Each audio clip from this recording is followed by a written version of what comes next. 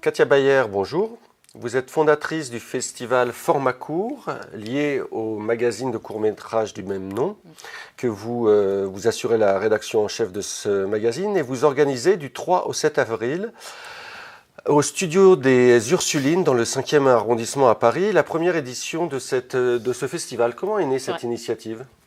C'est un vieux et jeune projet à la fois en fait. Format Court, ça fait 10 ans que ça existe. C'est un magazine dédié au court-métrage qu'on a créé à Bruxelles avec 2 amis, en se disant et si on allait voir ce qui se passait au niveau du court-métrage. Il faut savoir que le court, c'est un format plutôt mal aimé, pas compris, peu repéré médiatiquement aussi. Et c'était quelque chose qui nous intéressait, une forme de challenge. On s'est dit, il y a plein d'auteurs intéressants qui commencent par le court, allons voir ce qu'ils font. On ne s'est pas rendu compte à l'époque, c'était en 2009, on ne s'est pas rendu compte qu'il y avait tellement de films. Et effectivement, le festival, c'est un lieu où on les voit, ces films. Et du coup, après 10 ans de repérage, de festivals, de courts et de longs métrages, où on voit effectivement des auteurs avancer dans leur parcours, on s'est dit que c'était le moment de créer notre propre festival. Avez-vous trouvé des parrains pour ce court-métrage que vous décrivez vous-même, qui n'est pas dans la lumière médiatique ?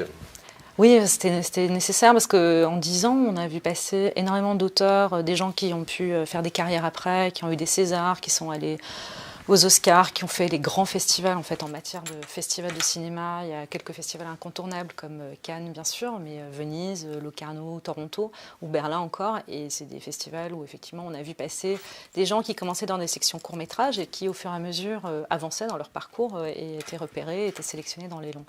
Pour monter un festival aujourd'hui, surtout qu'il y en a énormément, notamment en France, il fallait des parrains. On a pensé à 2 comédiens très différents, mais qui tournent encore malgré le fait qu'ils sont déjà repérés. Ils continuent à tourner des courts. C'est Damien Bonnard et Philippe Rebaud. Tous 2, ils étaient en lice pour les Césars cette année. Et s'ils peuvent jouer, Damien Bonnard continue à faire des films, par exemple, avec Polanski. Il va quand même continuer à faire des courts-métrages. Et donc, c'est cette idée d'éveil et d'attention portée à la jeune génération qui doit faire ses armes et qui doit passer par le court-métrage qui nous intéresse, donc parrain. Et un festival très international, je crois, parce que vous accueillez des professionnels 26 professionnels de différents pays. Oui, en fait, on a décidé de faire un festival non compétitif. L'idée, c'est d'accompagner 10 ans de soutien aux courts et aux courts-métragistes. Mais quand on parle de courts-métragistes, on pense aussi aux producteurs, aux diffuseurs. Donc voilà, on a eu ce regard un peu comme un journaliste qui cherche à savoir ce qui se passe un petit peu dans le monde. On se sent aussi, de toute façon, journaliste et on explore ce qui se fait en matière de cinéma, en matière de regard sur la société. Et effectivement, on montre des films français, mais aussi étrangers, parce que pendant plus de 5 ans, moi, j'ai programmé et animé des séances de courts-métrages où finalement on regardait le monde et on accueillait des réalisateurs de plein de pays. Donc cette fois-ci, on a des gens de France, de Belgique et de Finlande. Oui, avec parfois des réalisateurs qui ont la double nationalité, comme Lajli, qui vous proposait un film sur les violences policières en France, je crois. Oui, c'est ça. En fait, Lajli, il est issu d'un collectif qui s'appelle Courtrajmé, qui fait des cours depuis longtemps. Il fait des cours avec quelqu'un comme Romain Gavras. Et Ladj a fait un film il y a quelques temps qui s'appelle Les Misérables, un film dans lequel joue Damien Bonnard, donc l'un de nos parrains. On va montrer le film. C'est un film qui a fait un peu parler de lui parce qu'il y avait une actualité à l'époque en France qui faisait qu'on s'intéressait plus particulièrement à ce qui se passait en banlieue. On parlait et surtout on parlait avec les armes cinématographiques de violences policières, de bavures aussi, pardon. Et du coup, Ladj, il a fait son long métrage, encore avec Damien Bonnard, et du coup c'est quelque chose d'intéressant pour nous de revenir un petit peu en arrière et de montrer ce film qui compte en fait en matière de court-métrage. Un festival qui va nous emmener aussi en Turquie sur un des maux de la société turque, le problème du viol. Oui, tout à fait. En fait, il y a un film d'animation pour le coup, autant Les Misérables c'est de la fiction, autant Vilaine fille c'est un film d'animation réalisé par Ayşe Kartal, qui est un jeune animateur qui a composé un film tout seul en fait sur un tabou, sur l'inceste aussi. Vilaine fille a remporté le César du meilleur court-métrage d'animation. On ne se rend pas forcément compte au César qu'il y a plein de catégories, dont celle du court-métrage. Donc il y a un César pour le court, plutôt fiction, et un César pour l'animation. Et effectivement, Vilaine fille c'est un film qu'on montre et qu'on est content de montrer. Il y a une dynamique sociétale qui défraie la chronique qui suscite beaucoup de passion en France, c'est la burqa. Mais Ouais. je crois qu'en Finlande aussi, et je crois qu'il y a un court-métrage sur le sujet. Oui, Listen, c'est un film qui est co-réalisé, en fait, qui a été créé dans un projet assez intéressant, qui est montré chaque année à la quinzaine des réalisateurs à Cannes. L'idée, c'est de mettre en parallèle des réalisateurs de nationalités différentes. Et vous avez deux réalisateurs qui ont fait un film admirable qui s'appelle Listen. Listen, c'est un film que j'avais vu il y a quelques années. J'avais toujours regretté de ne pas pouvoir le diffuser. Du coup, on va pouvoir le montrer, et d'autant plus qu'on va pouvoir le montrer en présence d'un des réalisateurs finlandais. Et c'est un film qui était sur Internet et qui a disparu et qu'on va pouvoir revoir en salle.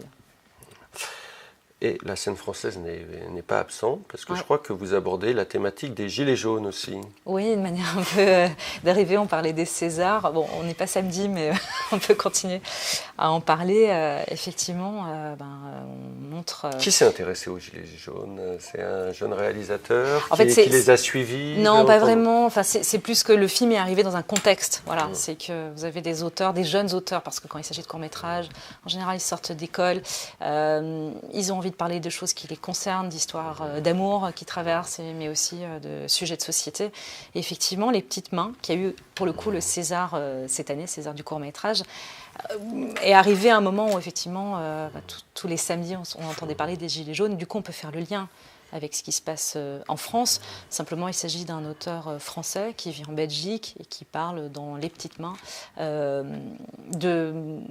maux de société, puis de difficultés aussi, puisqu'en fait, il met en parallèle un petit garçon qui est le fils d'un patron d'entreprise et un ouvrier qui apprend que l'entreprise va fermer. Du coup, les deux se rencontrent de manière un peu étrange, un peu brutale, mais en même temps profondément humaine. Et c'est un film qu'on va montrer, puisqu'en fait, on a un programme consacré au César, et Rémi Allier, le réalisateur, sera là. Un film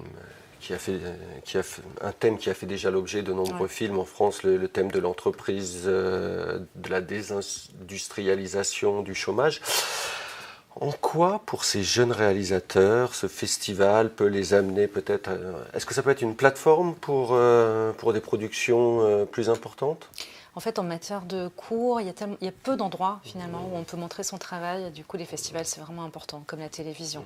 J'allais dire les médias aussi, mais il y en a peu en fait, parce qu'il n'y a pas vraiment de place pour le court-métrage dans la presse. On sait à quel point les pages culture, elles se rétrécissent, voire elles disparaissent. Et effectivement, à partir du moment où les courts-métrages ne sortent pas en salle, on s'intéresse très peu à eux. C'est pour ça que nous, on est rentrés dans cette brèche. Alors évidemment, c'est un format niche, un format compliqué à défendre. Et heureusement, Format Court a fait pendant 10 ans ce travail de repérage d'auteurs.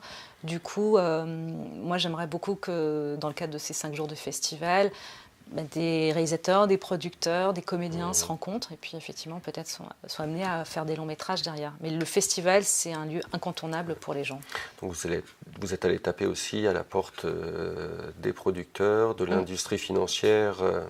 Oui, en fait, l'idée, c'est que les séances soient accompagnées, en fait, parce que, comme du long métrage, il faut comprendre ce qu'on nous montre et il faut éditorialiser, il faut accompagner ces séances, il faut pouvoir donner du contenu et permettre aussi à un public de s'y repérer, en fait. Parce qu'en fait, les auteurs font des films pour le public à la base. Maintenant, évidemment, il n'y a pas réellement d'économie pour le court-métrage, mais il reste quand même des producteurs, il reste des diffuseurs et ces gens-là, effectivement, ils ont besoin d'être là. Et les subventions étatiques sont importantes pour ce genre de projet? Ça dépend vraiment d'un pays à l'autre. En France, il y a une particularité, c'est qu'il y a le CNC, il y a les régions, il y a les chaînes de télévision. Donc on peut faire des cours, on peut en montrer. Après, c'est compliqué, évidemment, puisqu'en fait, tout le monde n'a pas forcément accès au financement. Mais les choses bougent, en fait. Je trouve que par rapport à d'autres pays, la France a quand même beaucoup de possibilités pour que les gens créent. Et malheureusement, ou heureusement, je ne sais pas, ils sont obligés de passer par le court-métrage pour après peut-être être amenés à faire des longs. Et c'est l'exception culturelle à la française. Voilà. Katia Bayer, nous vous souhaitons un bon festival. Merci, c'est gentil, merci.